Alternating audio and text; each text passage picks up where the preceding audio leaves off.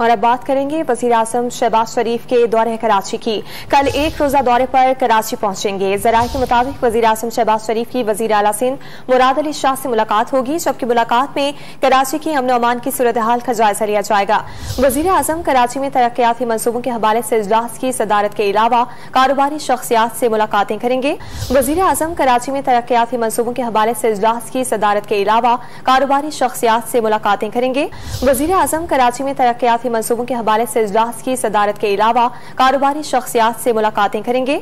वजीर आजम business community से मुआशी सूरत हाल पर भी मुशावरत करेंगे। वजीर आजम शहबाज शरीफ कराची में वजारत दिफाई पैदावार की तकरीब में भी शरीक होंगे।